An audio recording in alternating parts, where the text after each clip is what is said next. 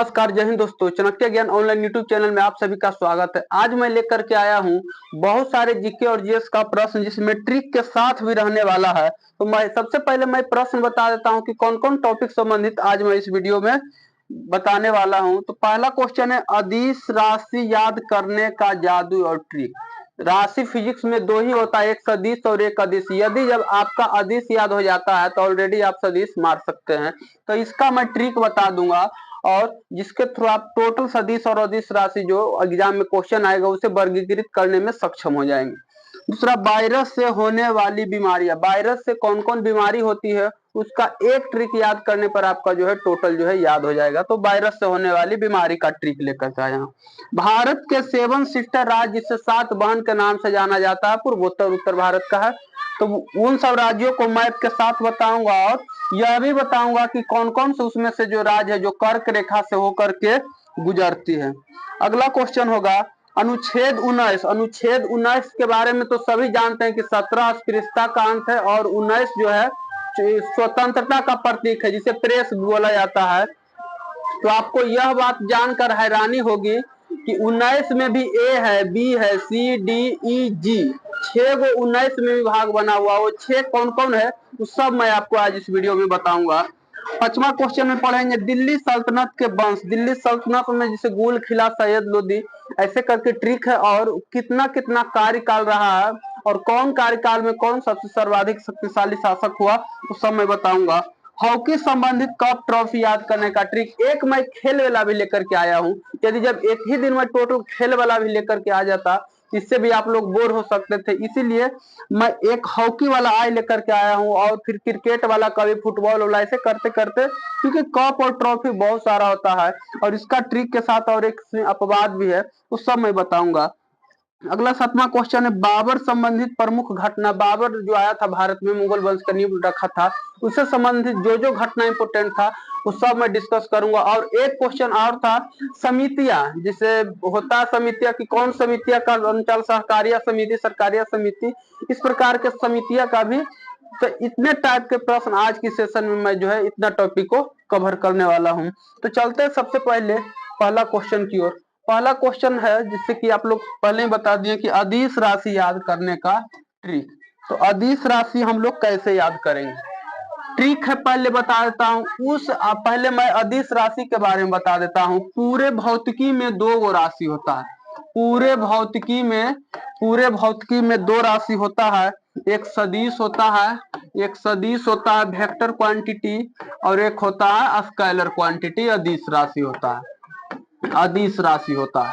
तो सदिश होता है और एक अदिश होता है। हम इसको पढ़ लेते हैं ऐसे। इसमें जो होता है, जो थ्योरी है उसमें, इसमें आपको परिमाण और दिशा दोनों होता है। परिमाण और दिशा दोनों होता है और इसमें केवल और केवल परिमाण होता है। ये आप लोग 9th 10th में पढ़े होंगे। जिसे हम बोल दिए 5 केजी आलू, 5 केजी चीनी, 10 किलो, तो हो गया अदिश राशि। हम बोलेंगे 5 मीटर उत्तर की ओर, तो इसमें दिशा भी निश्चित हो गया, जिसमें दिशा रहे वो होगा सदिश राशि। ये जनरली जानते हैं, लेकिन ये एग्जाम में क्वेश्चन नहीं, ऑप्शन पूछता कि इनमें कौन सदिश और कौन अदिश है। और आर्मी वालों के लिए उतना डिटेल से पढ़ना नहीं, इसे डायरेक्ट जो है रट जानी होती है। तो ट्रिक है उस आर्द्रता को चाबी दो। आर्द्रता को कौन किससे मापा जाता है वो आप हमें कमेंट में बताएंगे। उस आर्द्रता को चाबी दो, किसी भी तरह याद कर लेना। मान लिया आर्द्रता कोई लड़का या लड़की का नाम होगा, उसको चाबी देने कह रहा है। उस आर्द्रता को चाबी दो, तो ऊ से हो जाएगा आपका जो है ऊर्जा, ऊ से हो जाएगा आपकी ऊर्जा हो जाएगा। स से हो जाएगा समय, स से समय, ऊ से ऊर्जा, स से समय, ऊ से ऊर्जा हो जाएगा और स से समय हो जाएगा। फिर आ से हो जाएगा आपके आयतन, आ से हो जाएगा आयतन, इसकी कोई दिशा नहीं होती है। द्र से हो जाएगा द्रव्यमान, मास भी बोलते हैं इसे, द्रव्यमान। वही भार आ जाएगा तो भार एक सदिश राशि है क्योंकि भार की दिशा लंबवत होती है, लेकिन द्रव्यमान आ जाएगा तो द्रव्यमान हमारा जो है अदिश राशि होगा। ता से हो जाएगा तापमान, तापमान हो गया डिग्री केल्विन सेल्सियस, जो भी चीज में मापना है। क से हो जाएगा आपके कार्य हो जाएगा, इसको हम इधर से ले चलते हैं, कार्य हो जाएगा, कार्य ऊर्जा, दोनों ऊर्जा आ गया तो कार्य आ ही जाएगा। चा से हो जाएगा आपके चाल हो जाएगा, चा से चाल हो जाएगा। बा से हो जाएगा विद्युत धारा, इसमें दिशा भी होता है लेकिन ये त्रिभुज नियम का पालन नहीं करता, इसी कारण विद्युत धारा एक अदिश राशि, और यह बहुत ज्यादा इंपोर्टेंट है। विद्युत धारा एक अदिश राशि है। और दाब से हो जाएगा दाब, दाब दाब भी इतने हमें अदिश राशि, बाकी इसके अलावा जो भी बच गया सब सदिश आपको मार के आ जाना है। तो उस आर्द्रता को चाबी दो, उस आर्द्रता को चाबी दो। उ से हो जाएगा ऊर्जा, स से हो जाएगा समय, आ से हो जाएगा आयतन, द्र से हो जाएगा द्रव्यमान, ता से हो जाएगा ताप, क से हो जाएगा कार्य, और चा से हो जाएगा चाल, बी से हो जाएगा आपका विद्युत धारा, और दो से हो जाएगा आपका दाब, दाब।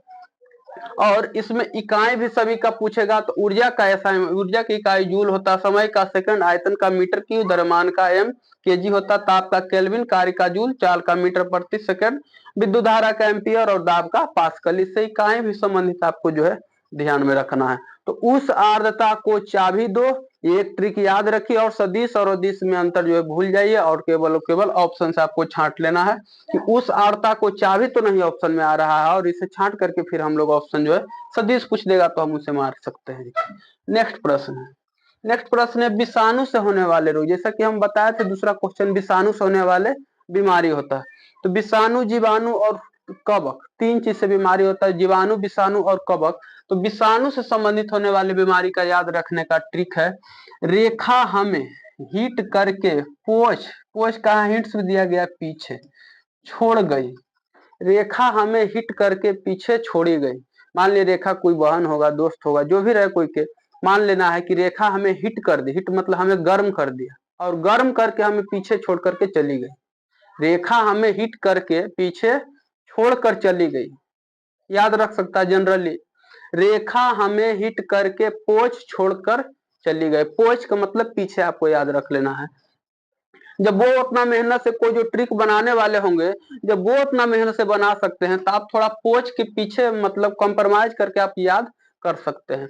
तो रे से हो जाएगा आपका रेबीज हो जाएगा, रेबीज, रे से हो जाएगा रेबीज हो जाएगा, खा से हो जाएगा खसरा, खा से हो जाएगा खसरा, रेबीज कुत्ता काटने से होता है, याद रखना है। खा से हो जाएगा खासरा, ह से हो जाएगा हरपिस, ह से हो जाएगा खाली ह से हो जाएगा हरपिस। अधिक बुखार होने से हो जाता है मेनिनजाइटिस, ये में से हो जाएगा मेनिनजाइटिस, में से मेनिनजाइटिस। ही से हो जाएगा हिपेटाइटिस, ही से हो जाएगा हिपेटाइटिस जो यकृत को प्रभावित करता है। ट से हो जाएगा ट्रेकोमा, ट से ट्रेकोमा हो जाएगा, ट से हो जाएगा ट्रेकोमा। ट से आपको जो है टाइफाइड भी होता है, लेकिन वो आंख को प्रभावित करता है, वो जीवाणु के कारण होता है, इसलिए टाइफाइड नहीं, आपको ट्रेकोमा जो आंख की बीमारी होता है, ग्लूकोमा, ट्रेकोमा, उससे आपको याद रखना है। ट्रेस हो जाएगा ट्रेकोमा। कर के यहाँ साइलेंट है, कर के यहाँ जो है साइलेंट, इसका केवल भाषा बनाने के लिए यूज किया गया, इसका कोई उद्देश्य नहीं है। तो करके हो जाएगा साइलेंट। पो से हो जाएगा पोलियो, पोलियो किसको प्रभावित करता है, तो इसे भी याद कर लेना, तंत्रिका तंत्र को प्रभावित करता है पोलियो। ए से हो जाएगा एड्स, ए से हो जाएगा एड्स, एड्स जो है गलत यौन संबंध के कारण जो है एड्स बीमारी होता है, इसे याद रख लेना है।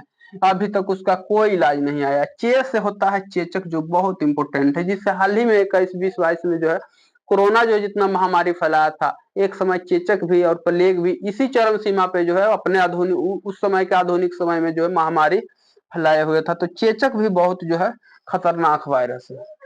छो से हो जाएगा आपका छोटी माता, मिनी माता, जो पारा की कमी से होता है, ये भी आर्मी में पूछा हुआ क्वेश्चन है। छोटी माता जो है पारा की कमी से होता है। डे अंगा से हो जाएगा डेंगू, याद रख लेना है। ड से हो जाएगा डेंगू, अंगा नहीं पढ़ के ड पढ़ेंगे उसको, डेंगू हो जाएगा। ग से हो जाएगा गला सूंद, गला सोंग, और ई से हो जाएगा इन्फ्लुएंजा, ई से हो जाएगा इन्फ्लुएंजा। तो याद कर इतना, यदि जब आपको विषाणु से होने वाले ट्रिक याद रह जाता है, तो आपका एग्जाम में 1 नंबर क्वेश्चन इससे आने की बहुत संभावना रहता है। रेखा हमें हिट करके पीछे छोड़ गई, रेखा हमें हिट करके पीछे छोड़ गए, मतलब रेखा हमें हिट कर दी और अपने जो है पीछे हम लोगों को छोड़ करके चली गई। तो रे से रेबीज, खा से खासरा, ह से हर्पिस, म से मेनिंजाइटिस, ही से हेपेटाइटिस, ट से ट्रेकोमा, करके यहाँ पे साइलेंट है, पो से पोलियो, ए से एड्स, चेचक, छोटी माता, डेंगू जो और गलाशोथ, इन्फ्लुएंजा। ट्रिक कब याद रख सकता है, जब आपको एक बार इन सबका नाम याद रहेगा। केवल रेखा हमें हिट करके पीछे छोड़ गई, इससे काम नहीं चलेगा। यदि जब इस सब बीमारी का आप नाम सुने होंगे तब तो ट्रिक से याद रह जाएगा, लेकिन यदि जब आपको इस बीमारी का नाम ही नहीं याद होगा तो आपको जो है पहले नाम याद करना होगा, तब आपको जो है ट्रिक इस पे काम करेगा। नेक्स्ट क्वेश्चन है, भारत के 7 सिस्टर स्टेट, जिसे भारत के जो उत्तर पूर्वी जो है उत्तर पूर्वी एरिया, उसे 7 सिस्टर मतलब 7 बहन के नाम से जानी जाती है। उसका एक अलग भौगोलिक ही कारण बनता है, जो भारत के साइड जो जो भारत के उत्तर पूर्व एरिया में फैला हुआ। तो भारत के 7 सिस्टर में कौन कौन आता है, तो असम आ जाएगा, एटीएम आना ममी, कितना बढ़िया ट्रिक है, एटीएम आना ममी, एटीएम आना ममी। ए से हो जाएगा असम, ट से हो जाएगा त्रिपुरा, एम से हो जाएगा मेघालय, आ से हो जाएगा अरुणाचल, ना से हो जाएगा नागालैंड, म से मम्मी मम्मी और मी से मिजोरम हो जाएगा, म से हो जाएगा मम्मी नहीं मणिपुर, म से मणिपुर जो बहुत दिनों तक न्यूज में हाल ही में रहा था, और मी से हो जाएगा मिजोरम। अब एक क्वेश्चन आप कमेंट में बता सकते हैं कि मम्मी मम्मी जो है किस देश में मिलता है, किस देश का चिन्ह जो है मम्मी या पिरामिड होता है, ये आपको कमेंट में बतानी है। तो मम्मी से हो जाएगा मिजोरम, मिजोरम मी से हो जाएगा मिजोरम, म से मणिपुर, आ ना से हो जाएगा नागालैंड, आ से हो जाएगा अरुणाचल प्रदेश, मेघालय, त्रिपुरा, असम। पूछता है 7 सिस्टर राज्य में कर्क रेखा कौन कौन राज्य से होकर के गुजरती है, तो कर्क रेखा का ट्रिक है मित्र पर गमछा झार।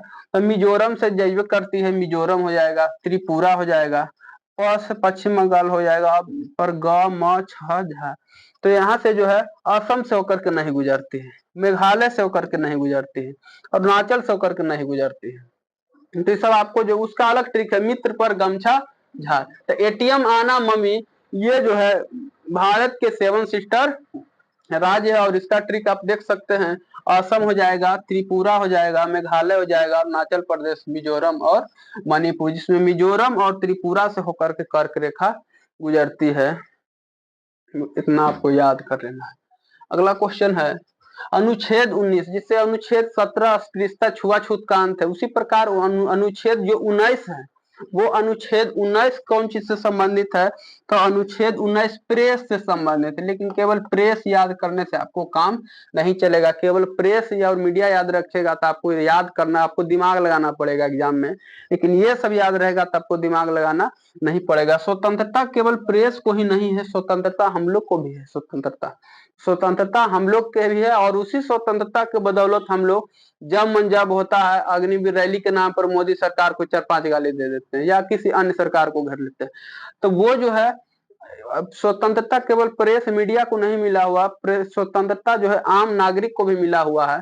वो सब जानते हैं कि स्वतंत्रता के 5 भाग में कौन कौन 6 भाग में जो है किसका किसका जिक्र, और इसका एक ट्रिक भी है। मजेदार बात तो यह है कि इसका एक ट्रिक भी है, तो पहले हम पढ़ लेते हैं उसके बाद ट्रिक पे काम करेंगे। तो अभी आपको ट्रिक पे ध्यान नहीं देना है, हम ट्रिक को झांक देते हैं ऐसे।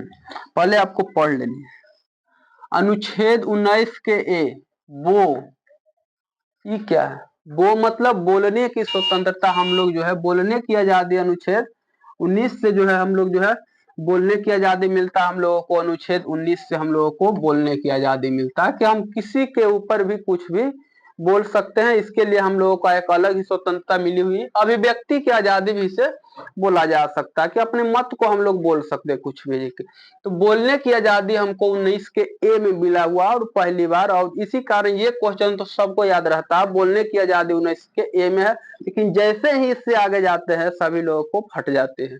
दूसरा क्वेश्चन है 19 बी में क्या बोला गया है, स मतलब सभा की आजादी, हम लोग कहीं भी सभा कर सकते हैं, ये हम लोग को आजादी मिला हुआ है, हम लोग कहीं भी मीटिंग कर सकते हैं, लेकिन उसके लिए शर्त होता है कि देशद्रोह को मीटिंग हम लोग नहीं कर सकते, बाकी इसके अलावा हम लोग मीटिंग कर सकते, कहीं भी हम लोग जो है मीटिंग कर सकते। तो सभा की आजादी भी दूसरा में, पहला में बोलने की आजादी और दूसरा में सभा की आजादी। तीसरा में संघ, संघ क्या है, संघ बनाने की आजादी। अब हम लोग सभा कर लिए, सभा की जब आजादी है तो हम कमेटी का नाम भी दे सकते हैं, अपने कमेटी का नाम भी दे सकते हैं, संघ भी बना सकते हैं, चाहे व्हाट्सएप ग्रुप बनाइए या फेसबुक ग्रुप, टेलीग्राम ग्रुप, किसी भी तरह के संघ आप जो है बना सकते हैं। या अनुच्छेद 19 के सी में बोला गया है कि आप किसी भी तरह के अनुच्छेद को जो है बना, किसी भी तरह के संघ को, यूनियन को आप जो है बना सकते हैं। डी में बोला गया है आया, आया मतलब गया, ये क्या आया गया, पूरे देश में आने जाने की आजादी। क्या ये सब बात आप जानते हैं कि ये सब 19 में ही था। कहीं भी आप देश में घूम सकते हैं, आ सकते हैं, जा सकते हैं अपने देश के अंदर, कोई वीजा पासपोर्ट की जरूरत नहीं होगी। यह अनुच्छेद 19 को डी में बताया गया है आया राम गया राम, मतलब कहीं भी हम लोग आ सकते हैं, जा सकते हैं, चाहे कश्मीर से लेकर कन्याकुमारी और इधर जो है अरुणाचल प्रदेश से लेकर गुजरात तक की, उतना ही नहीं, आप अंडमान निकोबार में भी जा सकते हैं, लेकिन उसके लिए जो है थोड़ा बहुत जो है परमिशन की जरूरत होता है, लेकिन आपको रोका नहीं जाएगा। ये तो कहीं भी आने जाने की हो जाता जरूरत। 19 के ई में बताया गया है बस। बस क्या है, बस पूरे देश में बसने या रहने की आजादी। आप लोग कहीं भी किसी भी देश, अपने देश में, सॉरी, कहीं किसी भी देश में नहीं, अपने देश में आप किसी भी राज्य में रह सकते हैं, बस सकते हैं। हाँ, लेकिन वहां की जमीन नहीं खरीद सकते हैं। कुछ कुछ ऐसे राज्य है जहाँ पे जो है हम लोग बस तो सकते हैं, रह सकते हैं, लेकिन वहां की जमीन हम लोग नहीं खरीद सकते हैं। तो रहने और घूमने फिरने और वहां किराया लेके रहने में कोई रोक टोक नहीं है, लेकिन हम उसकी जमीन को नहीं खरीद सकते हैं। कुछ कुछ ऐसे देश हैं। 19 के जी में बताया गया है व्यापार। व्यापार, कोई भी व्यापार एवं जीविका की आजादी। हम लोग किसी भी तरह के जो है व्यापार और जीविका के आजादी कर लेंगे। तो इतना सारा जो है जी, टोटल के टोटल 6 गो, टोटल के टोटल 6 आपको अनुच्छेद 19 में मिल गया। याद आप लोग को पहले से एक ही था, लेकिन अब मैं आशा करता हूँ कि टोटल याद भी हो गया होगा और समझ में भी आ गया होगा। 19 के ए में बोलने की आजादी, जिसे अभिव्यक्ति की आजादी भी बोलते हैं। बी में बोला गया है सभा की आजादी। बी में सभा की आजादी। संघ में तीसरा में है कि संघ बनाने की, ग्रुप बनाने की आजादी। और आया राम गया राम चौथा में, आया और गया मतलब हम भारत के किसी भी कोने में आ जा सकते हैं। और अगला जो है बस, कहीं भी हम लोग बस सकते, रह सकते हैं। और छठा जो है व्यापार की आजादी है। अब इसको हम थोड़ा ट्रिक से जान लेते हैं। बो से बोलने की आजादी। आपको केवल एबीसीडी के 6 अक्षर 1 2 3 4 5 6 नहीं, जी को डायरेक्ट ले लेना है, इतना लिख लेना है और यहाँ पे ट्रिक बैठा लेना है। बोस संग आया गया और बस व्यापार किया। बोस के साथ आया और गया और व्यापार कर लिया। कितना बढ़िया ट्रिक है। बोस के साथ व्यापार थोड़े हम लोगों को चीज है, जो नॉर्मल व्यक्ति है वो थोड़े बड़ा बड़ा व्यापार कर सकता है, यह तो बोस का ही काम होता है। तो बोस के साथ आके और जा करके आप जो है आसानी से व्यापार कर सकते हैं। इस ट्रिक का उद्देश्य जो है उसी प्रकार बनाया गया। बोस संग आया गया और बस व्यापार किया, मतलब बोस के संग आया गया, मतलब इससे आपको एक नॉलेज भी मिल गया। और दूसरी बात, नॉलेज तो मिला ही आपको, जो इतने सारे प्रश्न भी याद रह गया कि नहीं व्यापार करना तो पहला नंबर बोस की जरूरत होगा, बोस संग आना जाना पड़ेगा है कि। और इससे आपको बहुत सारा ट्रिक भी याद हो गया, तो नॉलेज भी मिल रहा है आपको जो है, और क्वेश्चन भी याद हो रहा है। तो बोस से हो जाएगा बोलने की आजादी, अनुच्छेद ए में है। स से हो जाएगा संघ बनाने, मतलब ग्रुप बनाने की आजादी। सी में भी संघ बनाने की आजादी, उसमें केवल आप सभा कर सकते हैं और सी के माध्यम से आप संघ भी बना सकते हैं। आया और गया, दुनिया के कोई भी कोना, भारत के कोई भी कोना में हम लोग आ जा सकते हैं। यह आजादी सी में मिला हुआ है। डी में मिला हुआ है हम लोगों का और यहाँ पे जो है, और यहाँ पे साइलेंट है, और का कोई वैल्यू नहीं है। बस से हो जाएगा हम बस सकते हैं, और अंतिम में है जो व्यापार कर सकते हैं। तो बोस संग आया गया और बस व्यापार किया। ए में बोलने की, बी में सभा की, सी में संघ बनाने, संघ में मीटिंग करने की, बी में मीटिंग करने की, और संघ में जो है मीटिंग करके आप संघ बना सकते हैं। तो बी और सी तो ऐसे याद हो जाएगा। डी आया राम गया राम हो गया आपका जो है। ई हो जाएगा बस सकते हैं, ई जो है बस सकते हैं। और जी जो है व्यापार आप कर सकते हैं। आपको थोड़ी सा मेहनत करना पड़ेगा। अगला, सल्तनत काल के वंश। दिल्ली सल्तनत पे कौन कौन वंश राज किया, पहले मैं वो बता देते हैं। इसका ट्रिक है, दिल्ली सल्तनत पे याद करने वाले कौन कौन से वंश हुआ। तो गुल खिला तू सोले, गुल खिला तू सोलो, सोलो में गुल खिला तू सोलो याद रख लेना है। गुल खिला तू सोलो, या गुल खिला तो सैयद लोदी भी याद रख सकते हैं। गुल खिला तो सोलो हम यहाँ थोड़ा अपडेट कर देते हैं ट्रिक में। गुल खिला तू सैयद लोदी, गुल खिला तू सैयद लोदी, बस एरे से याद हो जाएगा, इतना से। गु से हो जाएगा गुलाम वंश, जिसके संस्थापक कुतुबुद्दीन ऐबक था। और इसी के सेनापति बख्तियार खिलजी ने नालंदा विश्वविद्यालय को भस्म किया, जलाया है कि। तो गुल से हो जाएगा गुलाम वंश, जो 1206 से 1290 तक रहा। और इसकी यह किसका गुलाम था, तो यह इल्तुतमिश का गुलाम था। और इल्तुतमिश की बेटी कौन थी, तो वो रजिया सुल्तान थी। पूछता है दिल्ली की प्रथम महिला शासिका कौन थी, तो वो रजिया सुल्तान, या भारत की प्रथम शासिका बोलेगी तो रजिया सुल्तान थी महिला शासिका। तो गुल से हो जाएगा गुलाम वंश, जो 1206 से 1290 तक रहा। खिल से हो जाएगा है कि खिलजी, खिल से हो जाएगा खिलजी वंश, जो 1290 से 1320 ईस्वी तक रहा। 1290 से 1320 मोबाइल नंबर की तरह याद कर लेना, और यहाँ से क्रम बाय क्रम भी। 1206 से 90 तक बहुत अधिक दिन तक राज किया, और 90 से लेके यह लगभग जो है 30 साल तक ये राज किया, 30 साल तक ये राज किया, और 84 साल तक ये राज किया है कि 1206, हाँ 84 साल तक वो याद किया है, राज किया। गुल खिला। तू से हो जाएगा तुगलक वंश, जिसमें जो है एमबीटी मोहम्मद बिन तुगलक, जैसे पागल बादशाह के नाम से भी जाना जाता है, वह इसी वंश का शासक था। यह 1320 से 1398 तक, यानी टोटल के टोटल जो 78 साल तक ये जो है राज किया। 78 साल तक राज किया कौन, तुगलक वंशी की। इससे आपको आंकड़ा भी लग जाएगा कि कौन जो है कितना दिन तक राज किया। 100 से हो जाएगा सैयद वंश। गुल, अब यहाँ से तो नाम ही है, गुल खिलातू सैयद लोधी। आपको ये नहीं याद रखना है, आपको ये याद रखना है गुल खिलातू सैयद लोधी।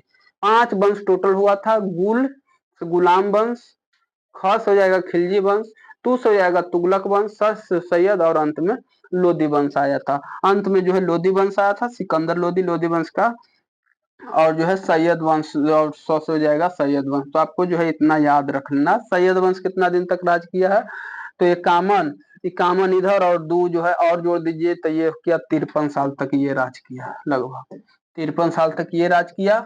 और ये जो है 1526 ईस्वी, फिर 1526 के बाद कौन आ जाता है, तो वो मुगल वंश आ जाता है।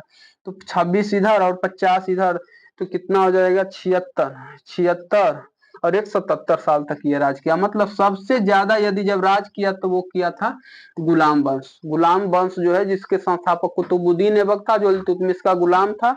यह जिसके सेनापति बख्तियार खिलजी था, वह जो नालंदा विश्वविद्यालय को जलाया था। ये सब सर्वाधिक दिन राज किया, 84 वर्ष तक जो है इसके वंश राज किया। ये नहीं राज किया, इसके वंश में जितना भी हुआ एक ही वंश का था, उस वंश का नाम था गुलाम वंश। गुलाम, खिलजी, तुगलक, सैयद, लोधी, ये 5 डायनेस्टी जो है टोटल के टोटल जो है दिल्ली सल्तनत पे राज किया। जिसमें सर्वाधिक लंबा कार्यकाल रहा किसका, कुतुबुद्दीन ऐबक वाला गुलाम वंश का। सबसे कम रहा खिलजी वंश का। इतना सा आपको याद रखना। अब एक कप ट्रॉफी मनोरंजन के लिए लेकर के आया हूं। इस ट्रिक में थोड़ा सा अपवाद भी हो जाएगा, क्योंकि कप अलग चीज होता है और ट्रॉफी अलग चीज होता है। कप और ट्रॉफी यदि अब एक साथ दे देगा तो इसमें आपको जो है थोड़ी सी सावधानी जो है रखनी पड़ेगी। हॉकी से संबंधित कप और ट्रॉफी, आरडी बारमान, एक बार में याद हो जाएगा, आरडी बारमान। तो इससे काम नहीं चलेगा, आरडी बारमान, केवल इतना से नहीं। हाँ, लेकिन एक बार इधर वाला आप हिंदी याद कर लेते हैं तो आपको इस पे आसान हो जाएगा, बहुत सा आसान हो जाएगा। तो आर से हो जाएगा रंगा स्वामी कप, जो कभी न कभी आप सुने होंगे। पहले तो आपको जब नाम नहीं याद है तो इसे आपको रट्टा मार लेनी है, उसके बाद आपको जो इस पे बैठा देना, रंगा स्वामी कप, रंगा स्वामी कप। डी से हो जाएगा Dhyanchand trophy, major Dhyanchand trophy, D से ध्यानचंद ट्रॉफी। बी से हो जाएगा बेगम रसूल बैहम कप, बेगम रसूल बैहम कप। बेगम मतलब महिला, रसूल मुस्लिम होगी, बैहम कप, ये संबंधित है बी से। ए से संबंधित है आगा खां कप, रंगा स्वामी कप, आगा खां कप। इस बहुत इंपोर्टेंट है और बहुत लोग इसे जो एग्जाम में सही भी कर देते हैं। राजा रणजीत सिंह ट्रॉफी, राजस्थान आ गए। राजा रंजीत सिंह, राजा रंजीत सिंह जो थे लाहौर के शासक भी थे। लाहौर के भी समय इनका जो है कुछ इतिहास है उधर उनका है कि हम लोग को फिलहाल याद कर लेना। राजा रंजीत सिंह जो खिलाड़ी हुए होंगे, ये ट्रॉफी है और ये भी संबंधित है हॉकी से। तो आर से तो हो जाएगा राजा रंजीत सिंह। एम से हो जाएगा मरगू गप मरूग गप्पा, मरुगप्पा कप, मरुगप्पा कप। ए से हो जाएगा Azlan Shah cup, Azlan Shah cup. N से हो जाएगा नेहरू ट्रॉफी, यहाँ नेहरू कप नहीं है, ध्यान देना है। यहाँ ध्यान दे रखने योग्य बात में मैं आपको जो है डिटेल से बता देता हूँ कि आपको कौन कौन इसमें याद रखना है। कि नेहरू ट्रॉफी आ जाएगा, नेहरू ट्रॉफी हो जाएगा तब तो आपका हॉकी हो जाएगा, लेकिन नेहरू जब कप आ जाएगी तो आपका बास्केटबॉल आंसर हो जाएगा, जो कि अमेरिका का बास्केटबॉल जिसमें 7 खिलाड़ी होता है वो बोला। नेहरू कप आ जाएगा तो 7 खिलाड़ी वाला बास्केटबॉल मारना, और नेहरू गोल्डन कप आएगा तो फुटबॉल। तो नाम में भी बड़ा है फुटबॉल और यहाँ कप भी बड़ा है, नेहरू गोल्डन कप, कितना बड़ा नाम हो गया। तो ये जो है फुटबॉल हो जाएगा। और बस नेहरू कप, तो नेहरू वाला में आपको जो ध्यान देना है, ऐसे भी पंडित नेहरू बहुत उठपुट आदमी थे। नेहरू यदि जब ट्रॉफी रहेगा तो मार करके आ जाना आपको हॉकी, नेहरू कप आ जाएगा तो मार लेना आपको जो है बास्केटबॉल, लेकिन नेहरू गोल्डन कप आएगा तो इन दोनों में से कोई नहीं हो जाएगा, इसका आंसर फुटबॉल ही आपको ध्यान रखना है। बाकी सब आप ट्रिक से याद कर सकते हैं। आर डी बारमान, आर से हो जाएगा रंगास्वामी कप, डी से हो जाएगा ध्यानचंद ट्रॉफी, बी से हो जाएगा आपका जो है बेगम रसूल बैहम कप, बेगम रसूल बैहम कप, ए से हो जाएगा आगा खा कप जो बहुत इंपोर्टेंट है, आर से हो जाएगा Ranjit Singh trophy, Ranjit Singh trophy, R से हो जाएगा रंजीत सिंह ट्रॉफी, एम से हो जाएगा मरुगप्पा कप, और ए से हो जाएगा आपका जो है Azlan Shah cup. Azlan Shah भी बहुत फेमस है, अजलन शाह भी बहुत फेमस है, ये भी अजलन शाह। और एन से हो जाएगा नेहरू ट्रॉफी, कप नहीं, नेहरू ट्रॉफी। बस इतना सा आपको जो है याद कर लेना है। अब बाबर, एक लास्ट क्वेश्चन बचा, बाबर से संबंधित जो है प्रमुख शासन काल, और इसके बाद एक और समितियां भी है। 8 क्वेश्चन टोटल लाया हूं, लेकिन थंबनेल में 7 ही रखा था। तो बाबर से संबंधित, 26 में पानी पिया, 27 में खाना खाया, 28 में चल दिया, और 29 में घर गया, और 30 में मर गया। कितना मजेदार स्टोरी की तरह। यह ट्रिक आज से नहीं, ऐसा नहीं कि हम बनाए, ये आज नहीं, 5 से 8 साल पहले से ये सब ट्रिक चल रहा है। और हर एक सीजन में लड़का जो ट्रिक पढ़ता है, और एक नया नया भी आता है, तो उन लोगों को लिए देखिए चॉइस बनता है। अब आप हमें कमेंट में बताइएगा कि ये ट्रिक आपको नया है या फिर पुराना कैसे लग रहा है जी की। तो ये ट्रिक आपको जी की याद कर लेनी है। 26 में पानी पिया, 26 में पानी पिया, 27 में खाना खाया, 28 में चल दिया, 29 में घर गया, और 30 में मर गया। ये ट्रिक की सहायता से आप जो है इसे याद कर सकते हैं आसानी से। मतलब 26 में पानी पिया का मतलब पानीपत का प्रथम युद्ध, पानीपत हरियाणा राज्य में जो जगह है वहां पे जो है पानीपत का प्रथम युद्ध 1526 में बाबर और इब्राहिम लोदी के बीच हुआ था। किसके बीच हुआ था? तो बाबर और इब्राहिम लोदी। क्योंकि अभी पढ़ा है थोड़ी देर पहले कि लोदी वंश, जो लोदी वंश था वो दिल्ली सल्तनत का अंतिम बादशाह था। तो लोदी वंश में अंतिम बादशाह जो इब्राहिम लोदी था उसके विरुद्ध जो है कि बाबर लड़ा था, और इसमें बाबर की जीत हुआ था। दूसरा 1527 ईस्वी में खानवा का युद्ध, खाना खाया मतलब 1527 ईस्वी में चित्तौड़गढ़ के राणा सांगा के बीच हुआ था खानवा का युद्ध। खानवा का बीच युद्ध जो है 1527 में बाबर का किससे हुआ था? राणा सांगा के साथ हुआ था। 1528 में चंदेरी का युद्ध हुआ था। चंदेरी का युद्ध मतलब चांद देखा, 28 में चल दिया या फिर चांद देखा जी की बोल सकते हैं। तो इसमें मेदिनी राय के बीच हुआ था, चंदेरी का युद्ध हुआ था मेदिनी राय के बीच। और 1529 में बात की जाए तो ये घाघरा का युद्ध हुआ था। 1529 में घाघरा का युद्ध हुआ था, और ये हुआ था महमूद लोदी के बीच हुआ था। और 1530 ईस्वी में बाबर की फाइनली जो है मृत्यु हो गया, और फिर जो है मुगल वंश के जो शासक में हुमायूं आ गया। तो 26 में पानी पिया मतलब पानीपत का प्रथम, 27 में खाना खाया, खाना से मतलब खानवा का युद्ध, और 28 में चल दिया मतलब चंदेरी का युद्ध, और 29 में घर गया मतलब घाघरा, घर से घाघरा, और 30 में मर गया। इसका मतलब जो है बाबर की मृत्यु हो गया है। इतने सारे प्रश्न, साथ ही साथ किन से युद्ध हुआ वो भी याद रख लेना है। पानीपत का पहला युद्ध इब्राहिम लोदी के बीच, 27 में जो हुआ राणा सांगा का, और तीसरा युद्ध जो है चंदेरी में मेदिनी राय के बीच हुआ था। और घाघरा का युद्ध जो हुआ था वो मोहम्मद लोदी के, और 1530 में बाबर की मृत्यु हुआ। ये बाबर से संबंधित क्वेश्चन है, इतना सारे प्रश्न आपको बाबर संबंधित याद रख लेने। बाबर की आत्मकथा का नाम है बाबर नामा, जो तुर्क भाषा में लिखी हुई है। एक और क्वेश्चन हमने कराने का निश्चित किया था, महत्वपूर्ण समितियां, महत्वपूर्ण समितियां, स्वामीनाथन समिति, स्वामीनाथन समिति, स्वामीनाथन जनसंख्या से मतलब होता है। स्वामीनाथन समिति किससे संबंधित है? तो जनसंख्या नीति से, जनसंख्या कंट्रोल या बढ़ाना जो भी है उसके लिए जो स्वामी एम एस स्वामीनाथन तो हरित क्रांति वाले थे। यहाँ पे स्वामीनाथन समिति जो है जनसंख्या से संबंधित है, याद रख लेना है। स्वामीनाथन जनसंख्या, ऐसे भी याद रख लेना है। जनसंख्या के मालिक कौन होते? तो वो स्वामी होते, भगवान होते। भगवान ही सबको जन्म और मृत्यु देता है। जानकी रमन मतलब जानकी और राम समिति प्रतिभूति घोटाला से संबंधित है। जानकी रमन समिति, मुंह में राम बगल में छुरी वाला कहावत हो गया। जानकी रमन मतलब जानकी रमन ये व्यक्ति का नाम है।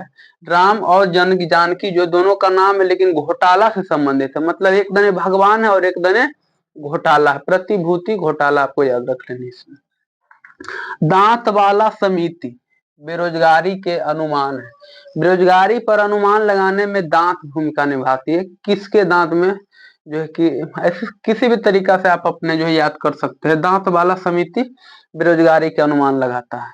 सरकारिया समिति केंद्र और राज्य संबंध, ये बहुत फेमस। सरकारिया समिति जो है केंद्र और राज्य के बीच रिलेशन को दर्शाता है। केंद्र और राज्य के बीच जो है कितना का कैसे टैक्स, जितना भी चीज है सबका कैसे कैसे कलेक्शन करना है और क्या दोनों में रिलेशन रहेगा कानून व्यवस्था को लेकर के।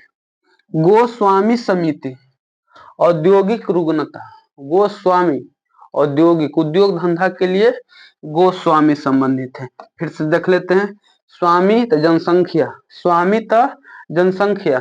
जानकी रमन तो एक दने जानकी रमन तो एक दने घोटाला, प्रतिभूति घोटाला। दांत वाला, दांत रहेगा तो बेरोजगारी खत्म रहेगा। दांत वाला बेरोजगारी का अनुमान लगाता। सरकारी है तो सरकार और केंद्र के बीच जो है, केंद्र और राज्य के बीच संबंध को दर्शाता। गोस्वामी जो है औद्योगिक, औद्योगिक रुग्णता का, औद्योगिक औद्योगिक से संबंधित है, बस याद रखना है। पीसी महालनोबिस बहुत फेमस है। राष्ट्रीय आय से महालनोबिस जो संबंधित है ये राष्ट्रीय आय से संबंधित है। नेशनल इनकम से महालनोबिस संबंधित है। महालनोबिस मतलब जेरा पास महान लोभ रहेगा वही इनकम जो है ला सकता। महालनोबिस तो लोभिस थे तो आय पे काम किया, इसे याद कर सकते हैं। बीएस व्यास समिति, बीएस व्यास समिति कृषि एवं ग्रामीण शाख विस्तार, जो शाख का जो रिलेशन चल रहा है कृषि और गांव के लोगों के लिए।